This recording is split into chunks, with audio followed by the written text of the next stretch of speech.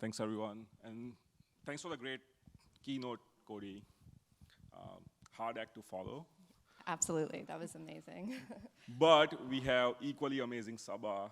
Dr. Saba has got her PhD here in University of Toronto in theoretical particle physics, and then went on to do her postdoc at Lawrence Berkeley National Lab, and currently heads the research wing for TD. TD's Layer 6. And I'm very excited to chat with you about your journey and how you bring this very distinct perspective to applied AI through very varied experiences. So thanks for being here. Yeah, thanks so much for having me. I'm really excited to be here and excited to be in this amazing space and to talk with all of you. Thank you. So Saba, I mean, let's start with many of the people here in this room and online are kind of very curious to know about the journey. How do you go from astrophysics to machine learning and applied machine learning in a large financial organization? Yeah, so it definitely wasn't a trajectory I would have imagined when I was sitting not too far away in the University of Toronto at the physics building. But I think there's a lot of things that really resonated with me from what Cody was talking about in terms of just sort of a journey of following a curiosity. So I became really passionate about physics, studying quantum mechanics as an undergraduate. I thought that's something I want to know more about, and it led me into a graduate program doing theoretical particle physics. And I had the opportunity to go to Berkeley to kind of expand on that research, and loved sort of the mathematical aspect of describing problems. At that time, the Large Hadron Collider at CERN was very exciting in the field, and the discovery of the Higgs and all that sort of thing. And we started building event simulators for particle accelerators, and I was in the Bay Area at the time, and through my peer network, through just following and connecting with people who were doing interesting things, I started to see so many interesting problems outside of academia as well, and that led me into a data science role at a tech company in the Bay Area, and that was sort of 10 years ago, and that was sort of the start of my journey into data science and ML, and yeah, so that's sort of how it started for me. Yeah, so I had to ask, you made the journey from the Bay Area to Toronto, and so there is definitely something special about Toronto and AI. Can you tell us more about the ecosystem here? And Layer 6 has been a big part of building that ecosystem along with Vector. Can you share a bit of your insights on why Toronto? What made your decision easy, or what prompted you to make that decision to move from Bay Area to Toronto? Yeah, so for me, when I was coming out of academia, I really didn't really know much at all about the startup world or the tech world, and I decided to join a small company. I worked for a company called TaskRabbit, which was later acquired by IKEA, but it was a small group, and for me, I was very keen to sort of see an end-to-end sort of approach to building and deploying ML, and learn a lot of valuable lessons in terms of understanding how what you build has to fit into a broader system. So, it matters what's happening on the front end and what is happening in trust and safety and marketing to you can build awesome models, but it all has to fit together. And then after doing that for a few years, I was really keen to work with a deeper bench of machine learning scientists and researchers and kind of connect a bit more to that research background. And Toronto has, as you said, an amazing talent pool and so many opportunities where you can grow and learn. And in a field that's moving so fast, surrounding yourself by those opportunities to grow and learn through the people you work with, through the focus and culture of the place where you are, is so helpful. So Layer 6, has a dual mandate. We build machine learning models for businesses across the enterprise, try to solve problems and generate value. But we also have a very active research program and a real culture of a kind of learning and strong partnerships with Vector and in academia. And so it's this awesome kind of intersection between research and application. So it's fun to kind of see how those advances in AI and ML can translate into impact for, in our case, in the banking space. So. Thanks for sharing that. And I do have to, that prompts a question here that, you have experienced going from, say, deep end of the research all the way to building products which have scaled, drastically. And so in that journey, what would you say with this current advancements in how AI research is changing and the new era of, say, foundation models and frontier AI systems, what are the key, say, insights or challenges that you are seeing from taking something from research to application? Yeah, so there's so many, I think, interesting scientific questions in doing that. So I love the applied space, even though I came from a very theoretical research background. From where I sit, we're in an industry where there's a lot of special considerations when it comes to applying AI and ML. And so the nature of our data is different. It's different to what's in the public domain, so what's typically in focus in a research context. So there's a lot of, adapting and tailoring to the type of data that we have within the bank. There's a lot of the times, there's special needs that we have. So for example, we were talking earlier about how banking is an industry about trust and trustworthy AI and the developing tools that support that really effectively within our space is so critical for us. So for example, explainability techniques, for instance, they really need to be driven by the application. So what you need to explain and who's the consumer. And so that's a space where, we see a lot of work and a lot of interesting application and development in terms of translating between academic context and an applied context. So that sort of applied R&D is a big and active space for us. That's very cool. So what you're saying is move fast and break things doesn't work. So you have to move fast but not break things, make sure things don't break, I guess. So I think that's where we follow a number of different tracks, right? So we definitely want to move fast and learn, and so we actively, publish research and engage in challenges and in public-facing partnerships. But then we also want to, take a measured approach and test through applied research as well before we roll things out. Yeah. Yeah. No, thanks. And so in this context, are there any particular skill sets or domains that you see would be very relevant, say, in the future? Anyone who is entering the, say, workforce right now, what are the things to focus on, both in terms of skills, but also in terms of attributes and then methods? So from my personal journey, I feel that,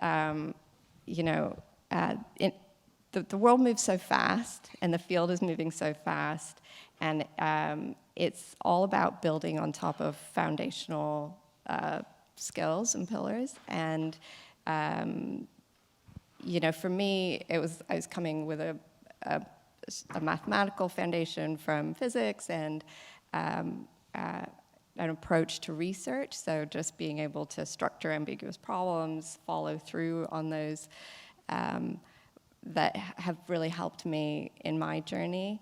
I think that being really intentional about the skills you want to acquire, what you want to learn next, it's a growing journey, I think, for all of us constantly. And being intentional about what you want to learn next, I think is so important. And really relying on those around you. You know, networking is the sort of thing that makes me cringe, but really, it's really about relationships and about professional relationships. And I think to what Cody was speaking to earlier, you know, people want to help, and it's about building and maintaining those relationships to help you understand the world as it evolves and changes, right?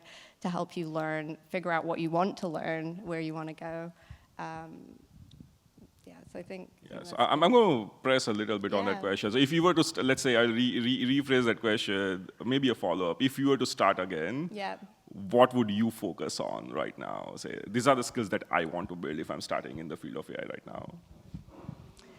Yeah, so I think, I mean, I am so passionate about seeing the way the field is evolving so fast. So there's research questions that I think are so interesting. And so in terms of what skills I would want to focus on building, they would be, again, like, you know, foundational skills that are kind of the ones in those mathematical underpinnings because that's sort of a passion of mine behind what's driving advances in AI today. Those engineering skills that help you build things, and that would really be where what I would prioritize and focus on if I was starting out again today. Yeah, I often think about if I could go back to school, it would feel like a luxury. I would love it, but yeah. You know, I think I would kind of agree that the techniques will evolve and the new paradigms will come in, but those foundation skills will help us to find that next technique and implement those next techniques. So that I think that's awesome. What is I'm going to put you on a spot a little bit. What is your favorite project currently ongoing at TD and at Layer 6? Yeah, so one of the things that we're super excited about at the moment is, so you know, we have a lot of structured data at the bank, and it's very important for us.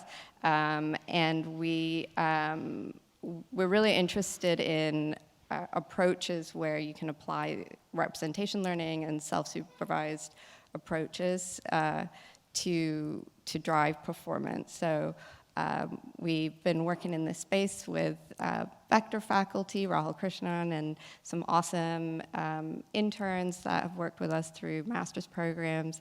And we've you know, I have a couple of papers in this space looking at structured data in healthcare or in time series or applications like this, where we start to see you know, pre-trained transformers actually start to outperform those tried and true methods that have sort of dominated in the space. We see the same in, you know, one of the things that Layer 6 kind of originated with was the recommender systems. So we love the Rex's challenge every year. It's the same kind of story we see there as well. So we're super excited about the potential for those types of models to really kind of become leading approaches for the applications that we're interested in. So maybe switching gears a little bit here, let's say we fast forward 5 years from now, what do you envision the AI ecosystem in Toronto would look like? That's a tough one. Yeah, I mean, I'm really excited about where the whole space is going. I think there's so much growth and so much opportunity. It was hard to say, I think. I'm curious what you think. I think we are on a trajectory and at an inflection point, and so we will, I think, exponential growth in startups, exponential growth in productization of this brilliant research that's happening within organizations like Layer 6 and TD. And That's what I feel. Like, I think talent is the key, and it's all here. Most of them are here in this room. So people who are trying to hire, they are here. But I think that will propel everything. That's what I feel.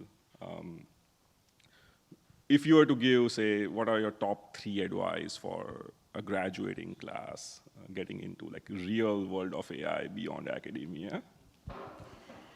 Yeah, so I think that in terms of advice, so for me, thinking about what really made a difference, again, I think that it's really all about building those professional relationships. So, you know, being able to say, to let people know what you're interested in, like what is that next step for you? Where are you looking to grow? And those doors and that support and direction always comes, in my experience, from very unexpected places sometimes, you know. So I've had experiences where, for example, I've been in an interview and it was a job maybe that wasn't quite right for me. I decided it's not something I wanted to do. And they asked, well, what are you interested in? And I was like, well, you know, this is what I'm looking for instead.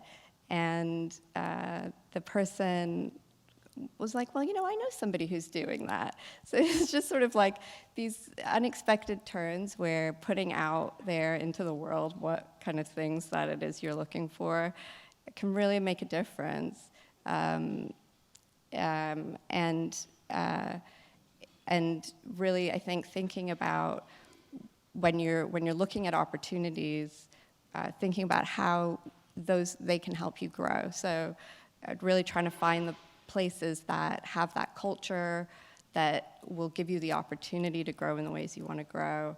I think really, you know, helps you to keep kind of moving forward and navigating in a fast-changing world. So.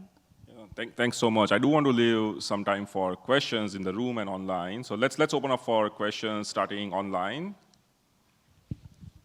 All right, the first question is, what specific roles do deep learning and natural language processing play in TD/Layer 6's AI initiatives? Can you provide insights into how these advancements are being leveraged to drive innovation within the organization? Yeah, that's a great question. So across the organization, you know, we see AI playing a critical role in many different facets. So whether it's through improving personalized experiences for customers or improving our ability to detect fraud or, you know, across the board. At Layer 6, we've worked with all major lines of businesses across the organization, whether it's insurance or, you know, marketing, our digital, our teams, and on. So deep learning techniques are really important in order to help us keep pushing forward performance to improve those services that we provide. Are there any questions in the room? Yeah, we have a question here.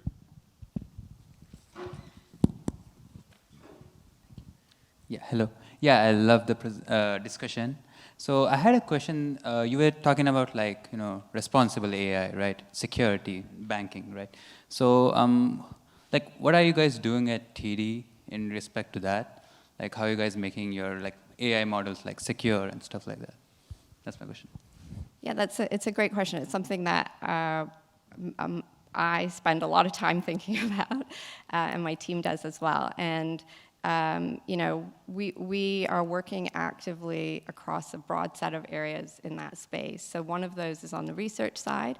So we're interested in, you know, not just areas within sort of this umbrella of responsible or trustworthy AI, but also the intersection between them. So the impact of privacy-enhancing technologies on fairness of models, or you know, the trade-offs between explainability and robustness, or things of that nature. So we have a research program that we're pushing forward in that space. as well as we develop applications to bring those to bear on the models that we would build and deploy. So making sure that we can explain predictions of AI models, making sure that we are able to monitor across all of these various dimensions of trustworthy AI that are so critical. So it's something that we spend a lot of time on, we spend a lot of time thinking about, and we build into, it's sort of by design, I'd say, into the solutions that we build. So. Thank you so much.